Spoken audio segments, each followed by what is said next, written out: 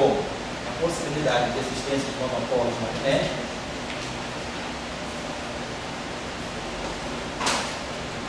ele, através do monopolo magnético, ele consegue quantizar a carga, e aí ele fica mais satisfeito, porque ele entende por que a carga do próton não é maior do que a carga do elétron. Por que o próton tem a mesma carga? Porque a carga da natureza é quantizada, ela não pode variar continuamente, ela só aparece com múltiplos inteiros de uma grandeza fundamental.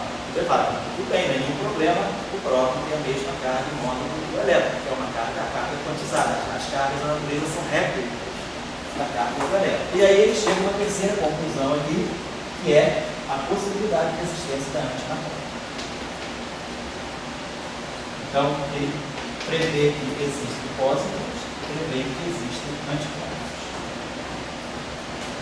Já viu o próton? Então, o elétron, o pósitron e o antipróton aparecem, então, dentro dessa visão. Ele descobre, fazendo essa investigação mais detalhada na teoria do elétron, ele descobre a simetria de conjugação de carga, e aí vê que você pode ter soluções com cargas opostas, mas com a mesma massa. Então, aí ele chega à conclusão que o próton nunca vai ser a antipartícula do elétron. O próton é realmente a antipartícula do elétron é um objeto que tem a mesma massa do elétron.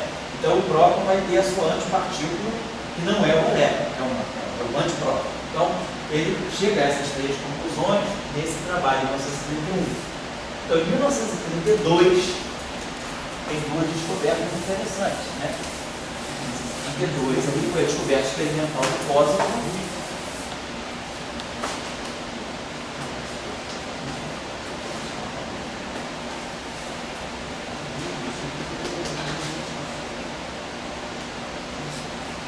Só descansou em 29, Oi? Ele só descansou em 29. É isso aí, ó. 29 para a queda da bolsa.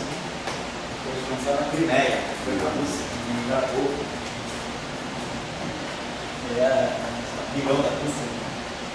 Então ele foi para lá. Foi lá para a academia de ciência da Crimeia. Tem um negócio assim, foi fazendo uns estudos maravilhosos. Essa é aquela briga do Dirac com o Figner, né? A irmã do Dirac, a mulher do filho, né? Ela era muito engraçada, né? As pessoas falavam, dava muita asa para ela e ela soltava a franga muito fácil mesmo. E ela, igual o Vila também soltava a franga fácil, né? Era uma simpatia, né? Aí a mulher do Dirac, né? A mulher do Vila, ela. Desculpa, a irmã do Vila, que era a mulher do Dirac, ela brigou com o Vila, ela ficou com ódio do irmão durante muitos anos, porque ele adotou os Estados Unidos, né? Ele traiu, porque ela era comunista, assim. E ele vai para os Estados Unidos agora, o American Way of Life, né? Isso aí, ela. O Dirac até que foi assim, contemporizou, foi convencimento, mas ela ficou cara dura. Dizem lá as línguas que conhecia a família, né? E ela buscou muito se reconciliar com o filho. Ela nunca aceitou. Então, até que realmente eu vi os dois casais, né? Na Guerra de 82, foi a festa do CNN. Dirac foi com a mulher, que é com o Wigner, e o Wigner também foi com a mulher dele. Realmente, a mulher do Dirac, ela ficava muito à parte. Ela ficava mais com ele, assim, conversava muito, assim, mas nunca dava muita bola, muita mulher. Eu não sabia o que era naquela época. Depois, muito tempo depois, eu conheci ela, que era uma questão de ideologia política, né? Eles eram húngaros, né? O Wigner era húngaro, né? O Dirac até conheceu o Wigner, e aí o Wigner levou ele para passar umas férias lá em Budapeste, e aí ele conheceu a irmã do Wigner, que já era divorciada naquela época, né? Aí o Dirac casou com ela, e o Dirac comeu o prêmio Nobel e era solteira. Igual quando é que ele levou a mamãe, que tirar o prêmio Nobel com ele, né? Todo mundo levava a mulher e ele foi com a mãe. Né? Aí ele foi com a mãe em 33 lá, que é tão, né? Aí depois o Wigner levou ele lá para Budapeste e tal, ele conheceu a irmã do Wigner, que era divorciada, desses velhos, né? Esmolada, né? Pegou o Dirac na hora, né? Me mandava ele direto também. Aí, a mulher, mas ela era assim, temperamento forte, muito parecido com o Wigner, né? Digamos assim, né? Muito parecida com ele, assim, esquentada. E ela pegou muito por causa disso, porque ela do Dirac é sempre a Rússia nas férias, né? Muito amigo de Rússia. E o Wigner era americano, entendeu? Americano.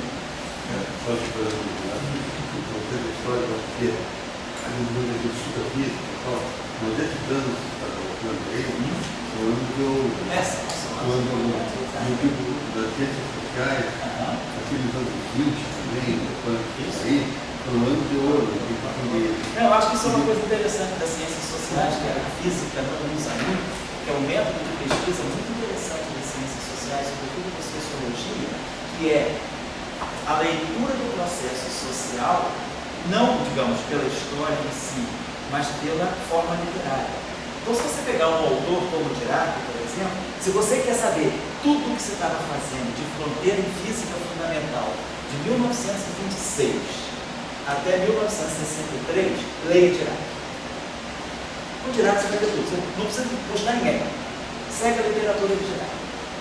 Aí, se você quiser saber tudo que aconteceu de fronteira na nossa área, de 1952 até 1986, leia Salan.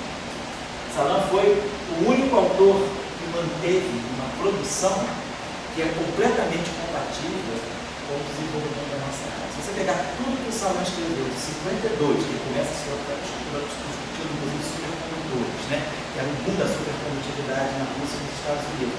Se você pega o Dirac, o Salan de 52 até 86, que foi praticamente a chegada da primeira revolução das cordas, você vai ter toda a literatura, você vai ter todo o processo da física ali. Então, quer dizer, pelo autor, pela forma literária do autor, pela literatura de um autor, você detecta todo o processo que aconteceu. O Dirac, por exemplo, é isso. Se você pegar de 1926 até praticamente 63, você consegue ver todas as questões fundamentais pelo Dirac.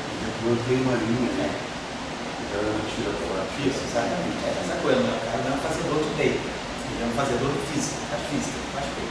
Eu acho que essa, então, às vezes, mas essa abordagem das ciências sociais é muito interessante, porque você pega um autor literário, sei lá, Machado de Assis, que seja, outro Azevedo, e você entende, maneiro, é um autor, exatamente, muito analisada, né? E você faz a leitura da obra daquele autor, você entende a sociedade, sei lá, a sociedade brasileira. Se você pegar Machado de Assis, você vai entender o Brasil, muitas coisas do Brasil, embutido, que é o Bentinho, na Capitu, no Brás Cubas, né? Embutido lá nos personagens dele, você vai encontrar, na verdade, não é o Brás Cubas nem o Bentinho, é a sociedade escravocrata brasileira. Então, eu acho que a mesma coisa acontece aqui com o Dirac, né? Você lê Dirac, você não precisa se preocupar com nada, eu quero saber tudo que estava acontecendo na década de 40. Leia o Dirac na década de 40. Para ver que o tempo de monopólios, ele retoma a discussão dos monopólios em 48, que é um tempo fundamental. Ele retoma a discussão das simetrias de Gauge em 1949, ele faz um trabalho interessantíssimo sobre o papel da simetria de Gauge na compreensão da própria QED. Então a gente vai pegando esses autores assim, porque eu não vejo a mesma coisa no Yang. No Yang jovem, a gente vê o processo se formando. Mas depois de um certo tempo, o Yang assim, se fixou mais, se cristalizou em certas questões, e aí, vamos dizer assim, ele perdeu o discurso da evolução.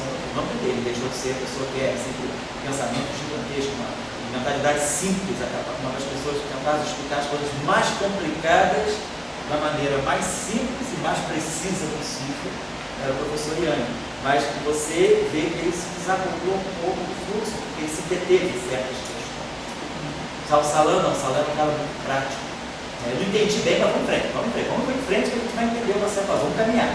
Mas ele nunca, se você pegar o Salan de 52 até 86, toda a física da nossa área, ele não perdeu um bonde sequer, não perdeu um momento sequer. Então esses autores ajudam, né? Esse aí que você está falando, se a gente for lendo esse período aí, é Dirac. Você vê que o nome de Dirac aparece repetido às vezes, né? As questões fundamentais.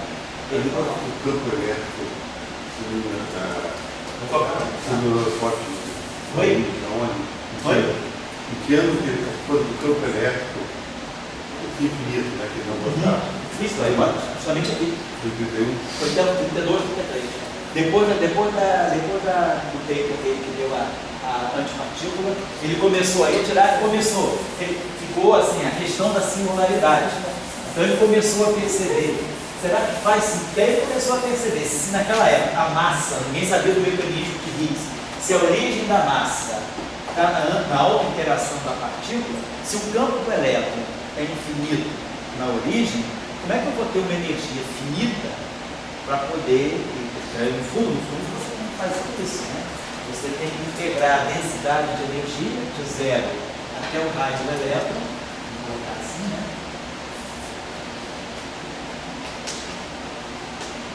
Pega o campo do elétron, isso aqui é uma densidade volumétrica de energia, integra o volume, e de zero até o raio do elétron, porque o campo é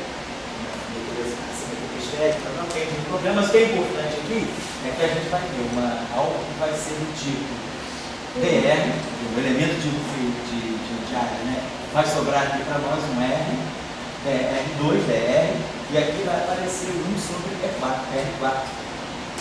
Então tem uma besta singularidade aqui na origem. Então como é que eu vou ter uma energia finita se o campo diverge na origem? Aí Dirac começou a pensar, será que eu não deveria ter uma teoria finita? O campo na origem pode não ser infinito, mas ele deve ser máximo. Foi por isso que ele entrou na onda um pouco do Born. E aí você tem um campo elétrico que não diverge na origem, mas que é máximo em cima da carga que gera o campo, para poder associar essa questão com a massa. Então ele se preocupou com essa questão mais estruturante, de saber qual é a estrutura realmente. Eu expliquei a estrutura de singularidade do campo eletromagnético. Só que agora ele está falando de um campo eletromagnético clássico. Então, em 1933, né? Então, lá em 1932, descobre-se o nêutron. E aí, o decaimento do nêutron, do próton, o elétron, o antineutrino do elétron. Então, aqui entra o Paulo, com a previsão, né, do antineutrino, do neutrino, na verdade. Então, Paulo prevê que poderia existir uma nova partícula que resolveria o problema da não conservação da energia no momento desse processo aqui. E aqui está, quer dizer, como se descobriu o nêutron, né? O nêutron tem aproximadamente a mesma massa que o próton. Então aqui de novo Dirac entra com a questão. Se o próton não é antipartícula do elétron, eu tenho uma outra partícula neutra, né? Mas com a massa aproximadamente a massa do próton, Dirac diz, bom, então essas duas partículas estão completamente desvinculadas do elétron. Então essa partícula aqui é neutra.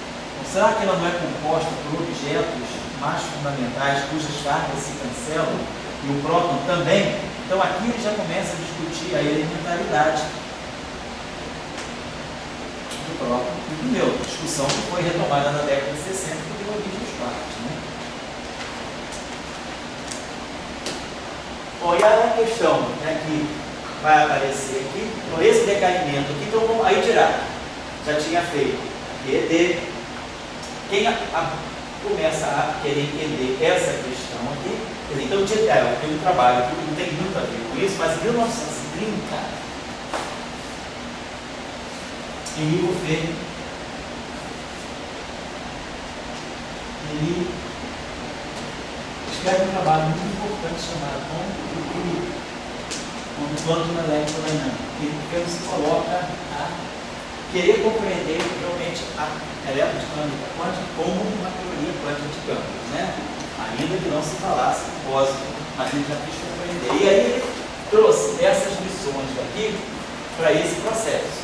Então, em 1933, Enrico Fermi, ele propõe que o processo de decaimento beta não é uma interação nuclear usual, é uma nova interação para a natureza.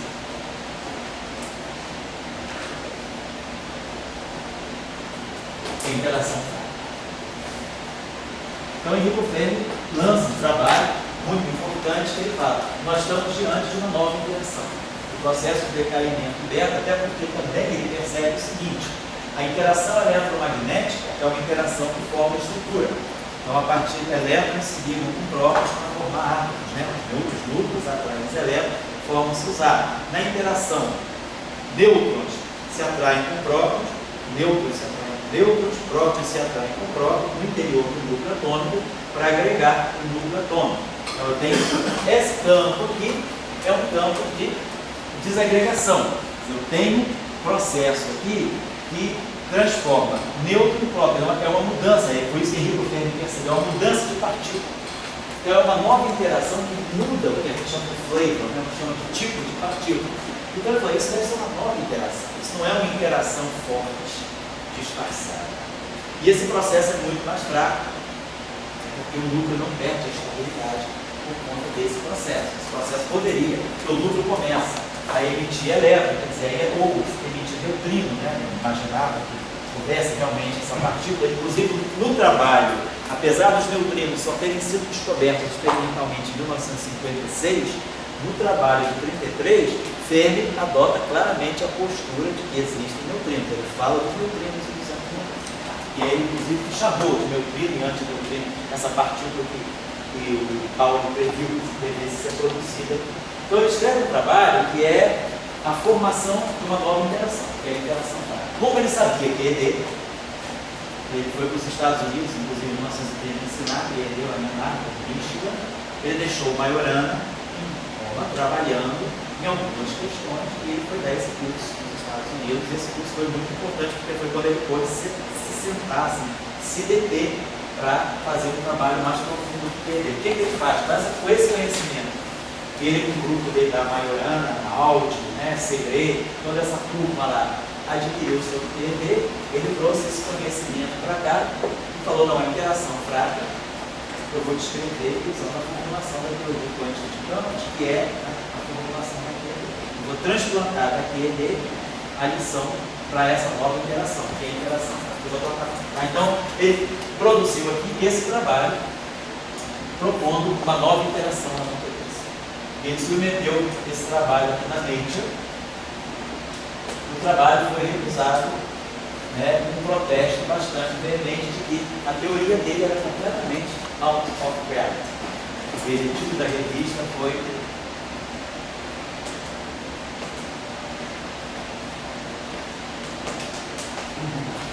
então, fechou, botou na barra de ferramenta, só traduziu o artigo para o italiano e publicou em italiano, uma revista chamada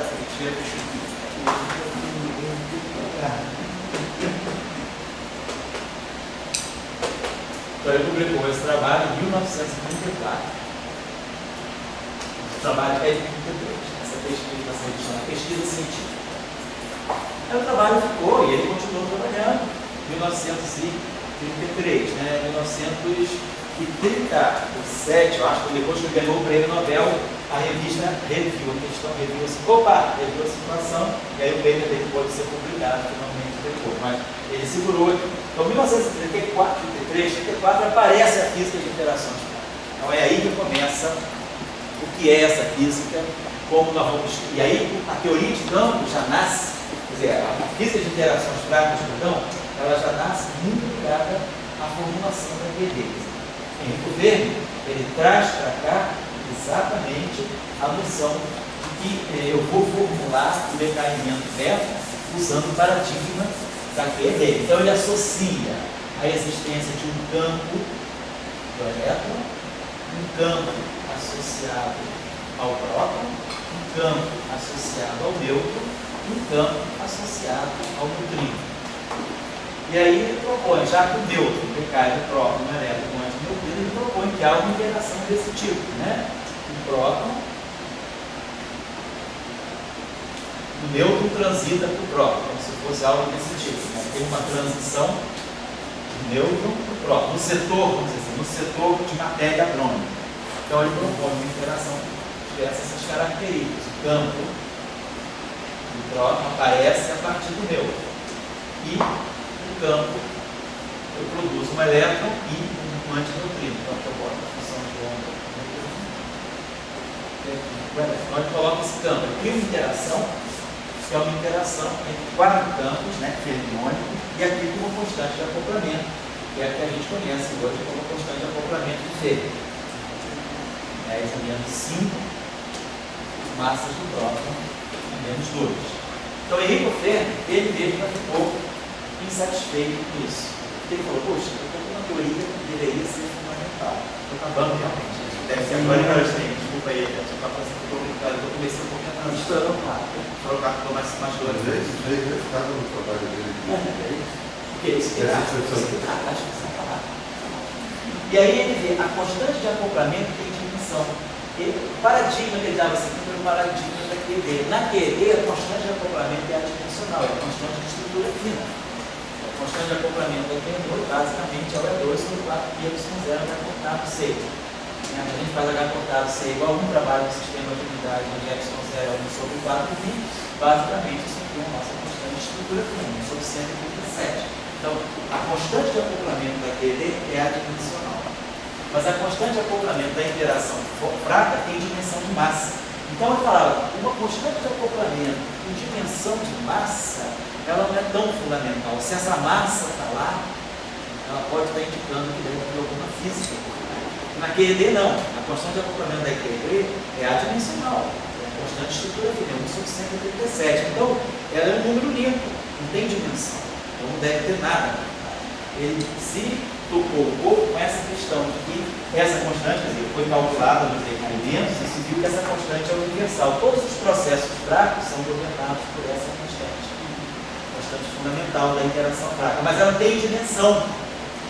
Massa menos 2, né? Não importa que a massa do copo, mas a dimensão dela é massa menos 2. Então ele falou, poxa, deve ter alguma coisa aí por trás que a gente não sabe o que é. Justamente quando a gente chegar na teoria eletrofrágil dessa Langlass, a gente consegue deduzir essa expressão a partir de uma teoria mais fundamental. Então a constante de Fermi ela vai ser calculada 30 anos depois, praticamente em 1967, 68, a partir de uma teoria mais fundamental.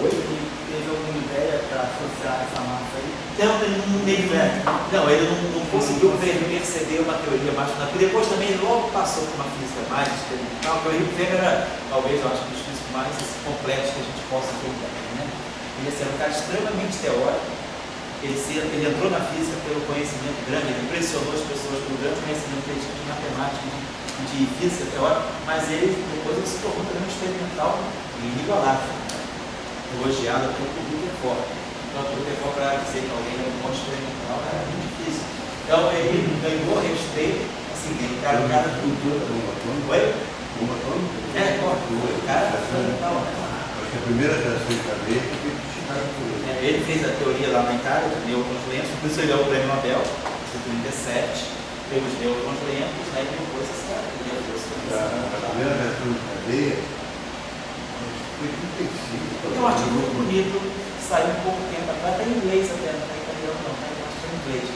Vou mandar para vocês então, sobre o Fermi. Uma coisa meio assíncrona, assim, artigo 5, 6 páginas, mas mostrando muitos aspectos interessantes. Ele refundou a física na Itália. A física tinha a tradição de Galileu, blá blá blá, mas foi esquecida. A física italiana, ela ressurgiu assim, na década do século passado, né, do século XX, assim, uma física pujante, com vários prêmios Nobel, a partir da escola que Enrico Fermi fundou. Porque com Enrico Fermi veio a escola, ele fundou, veio a Maldi, todo mundo foi prêmio Nobel, Emílio Segre, Majorana desapareceu, Segre, a Maldi, aí vários prêmios Nobel que a Itália produziu em física.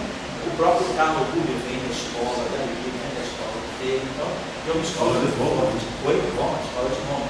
Então, aí o governo foi um cara que refundou completamente a física italiana. A física do Rio. Toda a física do Rio, o domínio dela é uma universidade. Então, pessoal, a gente vai chegar aqui na próxima aula, nós vamos dizer, nós estamos diante de uma nova interação. O que aconteceu a partir daí com a física, com a formulação que nós vamos usar para descrever essa nova interação que apareceu na natureza, que é a interação fraca. E aí a gente vai ver como depois chegar, né, como é que a teoria de Young-Mills, ela é naturalmente, ela acomoda naturalmente a física de interações fracas. Bom, na próxima aula a gente continua com a discussão do contexto histórico. Tem alguma aula?